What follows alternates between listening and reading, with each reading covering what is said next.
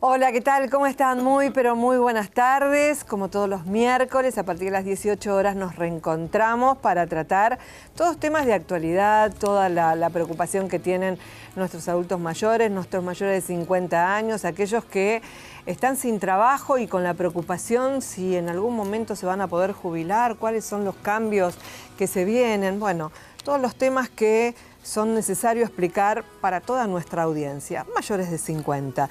Les recordamos la forma de estar comunicados, 155-154-4038. Recuerden que Diana los atiende de lunes a viernes, toma el mensaje y le vamos a ir respondiendo a cada uno de ustedes. Con demora, sí, con demora. Les pedimos siempre disculpas porque no tenemos un gran equipo, una gran cantidad de gente que pueda estar respondiendo en forma casi inmediata y mucho más cuando tenemos que primero hacer las averiguaciones. 155-154-4038 es una de las formas para estar comunicados con nosotros. La segunda forma es a la dirección de correo metundis@gmail.com. Allí se podrán expresar. Lo que siempre estamos pidiendo es que pongan los datos de la persona que nos están consultando para poder dar una respuesta más certera. Si no, son respuestas genéricas que quizás no es lo que ustedes estén esperando o la respuesta necesaria. metundis@gmail.com. Y bueno, así de esta manera, como nosotros acompañamos desde hace más de 10 años a nuestros mayores, ellos nos siguen acompañando a nosotros. ¿Sabías que con tu tarjeta Superviel de débito tenés 20% de ahorro todos los días en farmacias y perfumerías de todo el país? Además de ahorrar dinero, también ahorrás tiempo, porque das fe de vida en forma automática sin tener que acercarte a la sucursal. Superate, Superviel. Seguimos con el programa, vamos a dar algunas de las respuestas de gente que nos escribe. En este caso, Horacio Herrera tiene dos consultas. Tiene 55 años de edad y 30 de aportes. No tiene trabajo. ¿Puede iniciar su trámite de jubilación? No, Horacio. Hasta que no cumpla los 65 años, por más que tenga los 30 años de aporte, lamentablemente no puede iniciar su trámite de jubilación. Por cómo estaría resguardado y ojalá que nunca se dé ante una invalidez. Teniendo los 30 años de aporte, si usted se llega a invalidar hasta antes de cumplir los 65 años, puede iniciar un trámite de jubilación por invalidez, solamente en ese caso, pero no de jubilación. No tenemos más la jubilación anticipada, ni nunca tuvimos la jubilación proporcional, que sería una medida para salvar a todas aquellas personas que quizás tienen los años de aporte y no tienen la edad, o tienen la edad y no cumple con los años de aporte. La segunda consulta, de no poder obtener la jubilación, ¿hay alguna posibilidad de sacar una pensión o cobrar una pensión derivada de su papá que era policía retirado? En realidad, no. ¿Por qué? Porque no existe una posibilidad de cobrar una pensión, salvo dice que está padeciendo una enfermedad crónica. En realidad, lo que le dije al principio, ante una enfermedad, si reúne el 66% de incapacidad, puede obtener una jubilación por invalidez. Una pensión, no, debería tener un 76%, pero además, teniendo una invalidez o una enfermedad, solicita el otro beneficio. Y para solicitar la pensión derivada del papá, también tendría que haberlo tenido a cargo, más allá de todas las cosas, y obviamente tener un porcentaje de invalidez. En todos los casos lo lleva lo mismo, teniendo los 30 años, 55 años de edad y estando enfermo, puede iniciar una jubilación por invalidez siempre que reúna el 66% de incapacidad. Todo lo demás lo limita porque, insisto, los 30 años lo tiene. En los otros casos, para tener pensión no contributiva o pensión derivada del papá, tiene que tener una invalidez. Si tiene una invalidez, puede tranquilamente solicitar su beneficio de jubilación por invalidez. Analía tiene su suegra jubilada con la mínima, vive con su cuñada, que es soltera y nunca trabajó. Consulta, ¿puede ponerla la suegra a la hija a cargo de la obra social, llegando al caso para pedir posteriormente la pensión? Bueno, tiene que ser similar, va a ser similar a lo que contesté en este caso a Horacio.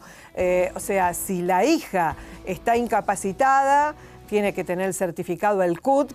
En ese caso la va a poder poner a cargo y el día de mañana poder pedir la pensión de la mamá, pero sí, de la pensión obviamente en este caso de la madre. Obviamente me está diciendo que es jubilada, porque si era pensionada tenía que demostrar que la incapacidad la tenía al momento del fallecimiento del titular del beneficio, pero no, siendo jubilada su suegra va a poder poner a la hija siempre y cuando tenga el 66% de incapacidad, y para esto tiene que iniciar el trámite del CUT, el Certificado Único de Discapacidad.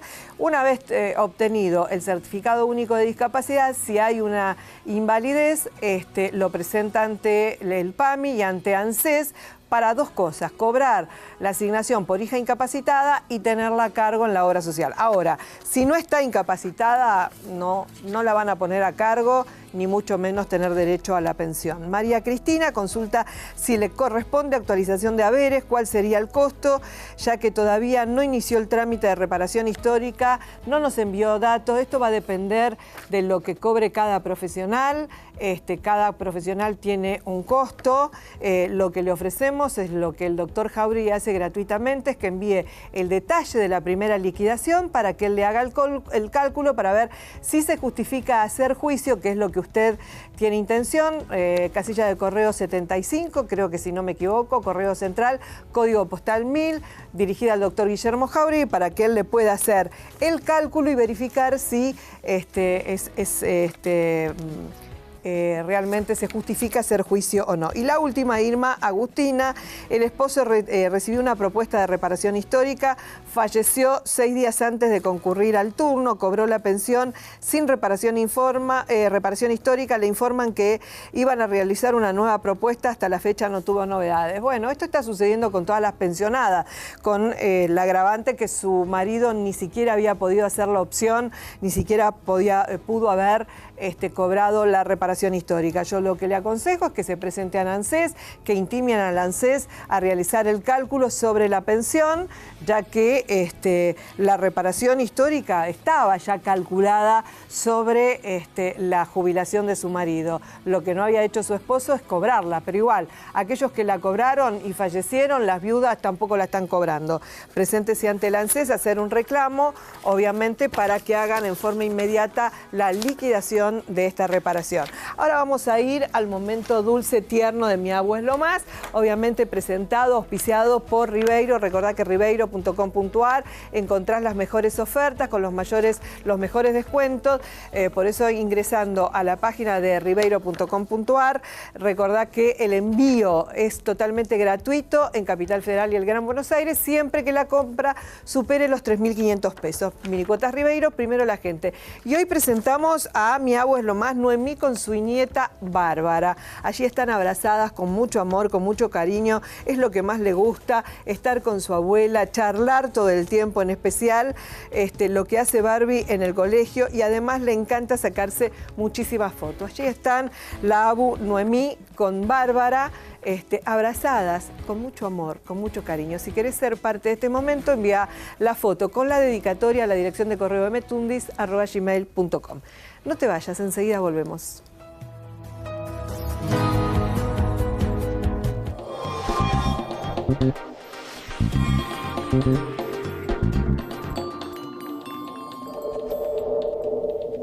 Si te decimos carnaval, vos apretá a comprar. Split Frío Calor Electra 2600 watts a 12.499 pesos. O llévalo con tu tarjeta de crédito de todos los bancos. Minicuotas Ribeiro.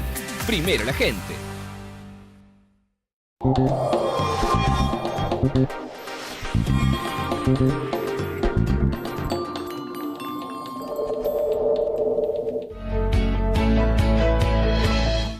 Seguimos Seguimos con el programa, como siempre, agradeciendo a quienes nos acompañan desde hace tanto tiempo, a Alfredo Serrano por vestirme y a Néstor Cataldo con su equipo también por peinarme. Así que a ellos muchísimas gracias por seguir desde hace tantos años acompañándonos en este espacio. Y estamos con el doctor Guillermo Jáuregui y la doctora Alicia Braghini, recordemos que es jueza del juzgado número 7 de aquí de Capital Federal, y obviamente es un juzgado previsional donde hay muchas inquietudes. Le damos la bienvenida a Alicia. Hola, ¿qué tal? Y al doctor Jáuregui.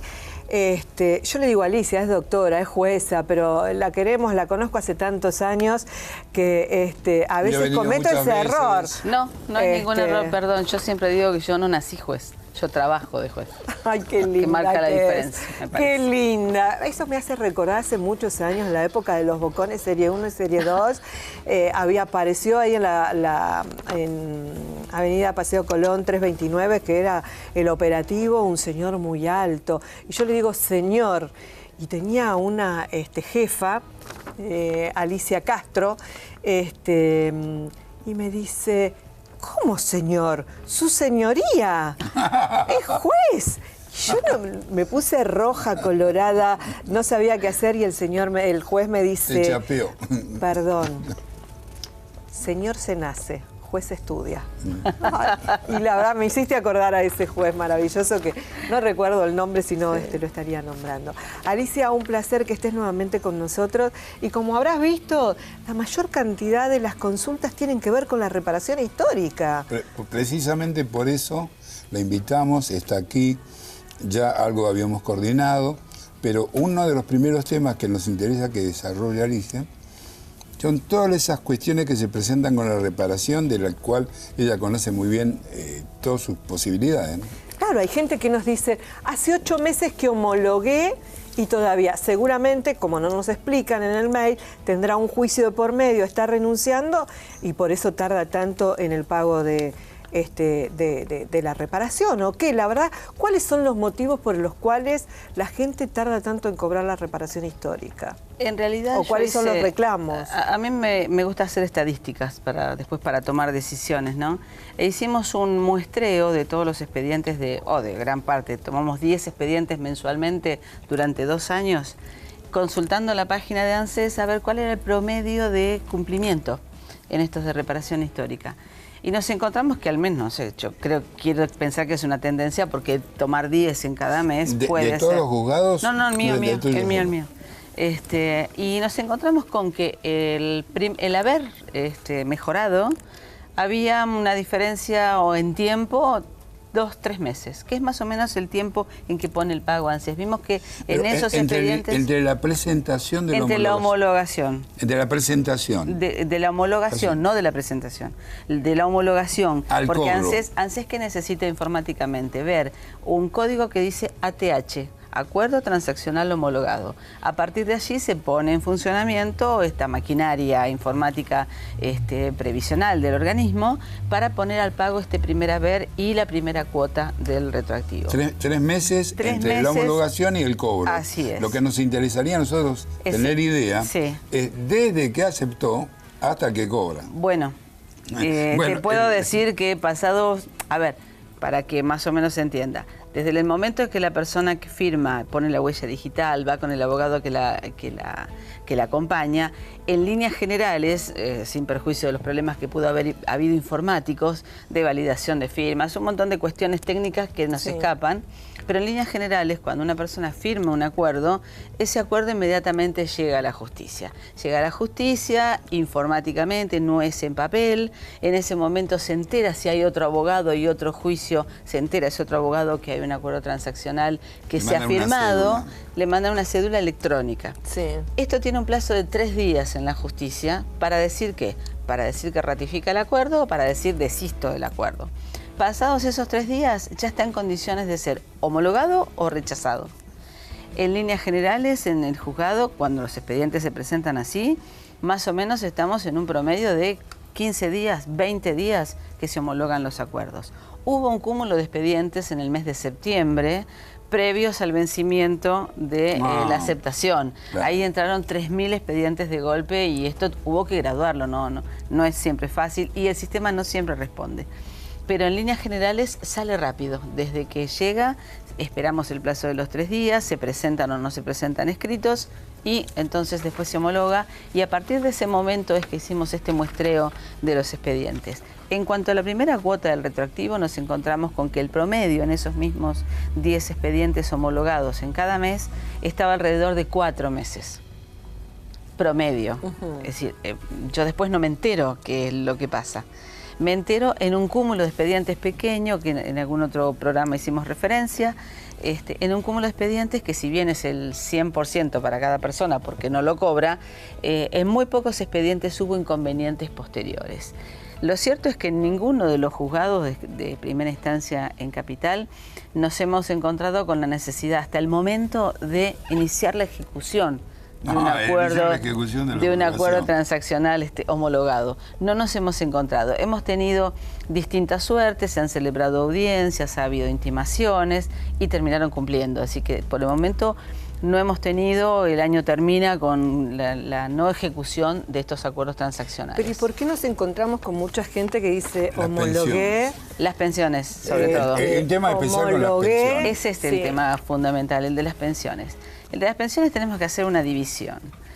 En el caso que el causante haya firmado, haya alcanzado a firmar el acuerdo y falleció después, según lo que nos ha transmitido la autoridad de ANSES, no hay inconveniente, se acredita el vínculo y se le paga a esta viuda. En el caso que haya fallecido... Perdón, Alicia, es muy importante lo que está diciendo Alicia, porque es lo que el ANSES o ella puede recabar como información oficial. Exactamente. La muerte de la persona, si al morir la persona firmó el acuerdo, está como transfiriendo. Bueno, pero no se está cumpliendo porque tenemos pero la traemos a ella para escuchar todas las campanas, Mirta. Bueno. En el otro caso que haya no haya alcanzado a firmar el acuerdo, que no aceptó la propuesta y fallece en el camino, las versiones que tenemos de ANSES es que en el próximo mes de febrero todas las pensiones van a ser objeto de propuesta que no habían tenido, o sea, hubo una propuesta para el causante, en el camino se muere el causante, no fue aceptada, entonces la versión de ANSES es que tenemos que en el mes de febrero próximo, ahora salen todas las propuestas para las pensiones. Es un aliciente para nosotros que nos digan, entre tantos reclamos que uno está teniendo de la gente que dice, bueno, realmente homologó o mi marido no alcanzó a homologar, o sí tenía la homologación y no hicieron la liquidación. Claro, pero hay varias alternativas, Una, la muerte antes de la aceptación. Sí. Otra, la muerte luego de la aceptación y antes de la homologación. Y después la muerte después de la homologación. Sí. En los dos últimos supuestos que estamos hablando, ninguna duda que a la viuda le tienen que pagar el 70% del haber reparado. Exacto. Si no se lo hacen, Mirta, si nosotros vemos que no se lo hacen, lo que le podemos decir a la gente es que vaya a tocarle el timbre a Alicia. A la justicia. Tienen un expediente digital iniciado y tienen todos los mecanismos habidos y por haber, recursivos, de apercibimientos, como para poder lograr este acuerdo que se firmó con la autonomía de la voluntad plena, tanto de uno como de otro. Así que el cumplimiento tiene que estar. Si está en el juzgado de la doctora Braghini, seguramente se lo van a resolver. Pero convengamos que no todos los juzgados trabajan de la misma manera. Mirta, tampoco Mirta. Seamos ilusos. Mirta. No tengo nada contra los jueces, pero Mirta, convengamos que no todos trabajan de la misma manera. Bueno, Mirta, pero en derecho hay cosas que son como 2 más 2 son 4. Hay cosas que son de cajón. Si una persona aceptó el acuerdo, lo firmó, sus derechos se transmiten a la muerte, a la viuda. Eso es... pero eso no hay... Es razonamiento puro. No hay duda. El tema es el trabajo técnico práctico en la realidad. Puedo contarte una infidencia. En otros programas hablamos del grupo que se había formado y el criterio de la mayoría de los juzgados con que vienen reflejándose en los comentarios es sí o sí el respeto total y absoluto al cumplimiento de un acuerdo. Con lo cual está garantizado, puedo decirlo a nivel de todo el país, de toda la gente que litiga en el interior y que tiene esos expedientes digitales en el resto del país, todos están confluyendo en el mismo sentido con su criterio. El respeto total y absoluto a un acuerdo como se firmó. Ojo, esto es muy importante que lo pongamos sobre la mesa. La autonomía de la voluntad con que se firmó ese acuerdo rige para ambos. O sea, quien firmó un acuerdo no puede pedir más que lo que dice el acuerdo. Y quien firmó ese acuerdo por parte de la administración no puede pagar menos, lo tiene que respetar. Recordamos que el grupo al que se refiere la doctora Braghini es un grupo de los distintos juzgados de todo el país que están intercomunicados para resolver los casos. O sea, seguimos insistiendo y está en pantalla la dirección, el mail de la doctora Braghini, de la jueza Braghini, para que desde alguna provincia que todavía no está en ese grupo, un juzgado, desde la Cámara y demás, puedan estar en contacto para poder resolver más rápidamente ante una duda los casos que tienen cada uno en su juzgado. Para que no quede dudas, porque quizás la gente piense, uy, para mí es un grupo, no, es un grupo de jueces, camaristas y funcionarios de la justicia que obviamente tienen que resolver los casos que ustedes nos plantean. Mirta, tengo otra para Alicia. ¿Cuál? Que también a nosotros nos consultan mucho por eso en este programa. ¿Qué pasa con la ley 14370? ¿Qué pasa con los haberes devengados a favor del causante cuando muere el causante y queda la viuda? Y además pueden quedar hijos que no tienen derecho a pensión de un matrimonio anterior o de ese mismo matrimonio que quieren cobrar. Entonces tenemos una ley que ya la Corte ahora en el caso de Salgueiro, digamos, ha confirmado su existencia, que dice que cuando muere el causante y hay una viuda, los haberes devengados le pertenecen a la viuda y no a otros herederos civiles. Bueno, lo que queremos es escuchar las ideas de Alicia, ¿no? Como es mi costumbre hablar, como para que se me entienda. Hay una norma que es el Código Civil, que todos saben de su existencia. Pero hay una norma también, que es la ley previsional, que frente a determinadas situaciones es una ley especial y se aplica esa ley. Claro. Esa ley dice que los derechohabientes previsionales tienen determinados derechos que desplazan al común de los herederos, que podrían ser aquellos que estamos acostumbrados a ver en una declaratoria de herederos. Acá el derechohabiente previsional significa que alguien, cuando una persona se muere y tenía una jubilación o tenía derecho en vida a la jubilación, lo transmite a un derechohabiente previsional. Muy bien. ¿Qué sucede? Hay una ley muy vieja, su número dice 14370, que así lo establece y no está derogada, está vigente. Y fue ratificado por un fallo de la Corte que se llama Salgueiro, donde dice que el derechohabiente previsional desplaza al resto de los herederos. Esto, de la única manera en que no se aplique, es que no haya nadie con derecho a pensión, con lo cual ahí se termina y ahí empieza a funcionar el derecho civil. Claro. Si no hay nadie con derecho a pensión, entonces nos olvidamos de la norma especial y vamos a la norma especial general, que es el Código Civil. En estas situaciones nos encontramos con que varias situaciones. En el interior del país se ha instalado, junto con nosotros en este grupo del que hablabas recién, se ha instalado esta noción. ¿Hasta qué punto puede alcanzar este Salgueiro o este derecho previsional? ¿Cómo se transmite? ¿Alcanza solamente a que el derecho que se reconozca es a obtener una pensión? ¿O también alcanza a ese retroactivo que se genera por haberse liquidado mal la jubilación y que obviamente incide en el cálculo de la pensión?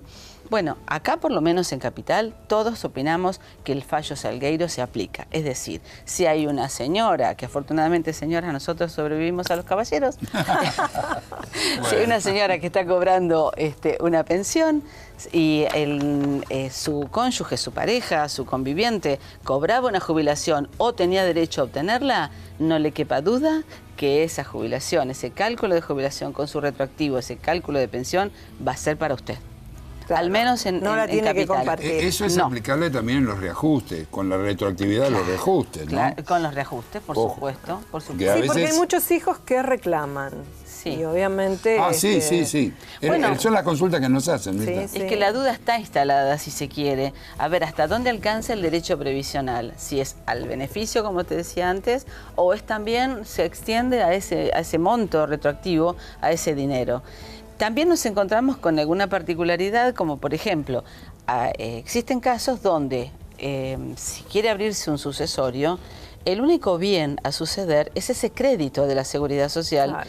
Y hemos encontrado con precedentes de jueces civiles que se han negado a abrir el sucesorio porque se trataba de un crédito previsional nada más. O sea, no había bienes registrables. Claro. Por lo tanto, sin ninguna duda, en el ámbito previsional, esa señora, esa persona, va a tener derecho a ese monto de retroactivo. Igualmente, si solamente hubiera derechohabientes, herederos, desde el punto de vista civil, también van a poder cobrar ese retroactivo si no hay nadie con derecho a pensión. Es decir, pero estas son situaciones nuevas que están apareciendo ahora, que serán objeto de resolución sin ninguna duda. Bueno, hoy ANSES está denegando a todos los herederos, cuando no hay alguien con derecho a pensión, a percibir retroactivos de sentencias. Claro, a la sucesión. Claro, rechaza la sucesión. Solamente, obviamente, reconoce ante el hecho que ya sabemos de una viuda. Y cuesta más cobrar los reajustes en las sucesiones, Alicia. Bueno, mi mecánica, yo termino esos expedientes cuando ya no hay nadie con derecho a pensión, se presentan los herederos, en algunos casos con declaratoria, en otros con un testamento, cuando no hay nadie, abierto por supuesto una sucesión a intestato o testamentaria. Yo termino el expediente, termina la ejecución, se liquida, se intima ANSES para que se pague, si no paga se embarga y recién después lo remito, lo transfiero a la sucesión. Es decir, no dejo abierta la posibilidad de que el juez civil diga algo. Ah, claro. Yo lo porque termino. Ella, la dueña de... ella tiene el poder sobre el dinero depositado. Claro. ANSES deposita la orden del juzgado de ella. Claro. Entonces, ella hace cumplir la ley 14370, la hace cumplir porque ella es la que dispone el cheque con que le va a pagar a ¿Ese quién? criterio lo aplica cada juez en su juzgado? En la mayoría de los juzgados optamos porque los jueces civiles, ante la inclusión de un crédito de naturaleza previsional, han dicho siempre ocurra por la vía que corresponda. ¿Por qué? Por no estar especializados en la materia previsional. Entonces, hemos optado por terminar ese expediente, culminar la ejecución, que el dinero se consolide el número, que es la etapa en la que estamos, que se consolide, que se diga cuánto es lo que le corresponde, y si hay alguien con derecho a pensión lo cobrará en el expediente en el juzgado de Seguridad Social. Si no hay nadie con derecho a pensión, se transferirá al sucesorio. Bueno, la verdad, libro abierto acá con el doctor Jauri y la doctora Braghini. Por eso lo invitamos. Por eso, y la vamos a seguir invitando y queremos que siga estando en el programa. Así que a ambos muchísimas gracias y nosotros nos despedimos porque llegamos al final del programa, nos quedaríamos preguntándole muchísimas cosas más, pero bueno, vendrá en otro programa y ahí aprovecharemos las consultas que nos haga la gente. Así que muchísimas gracias por habernos acompañado en este día miércoles. Recuerden que es a partir de las 18 horas. Los esperamos la semana próxima aquí por Metro.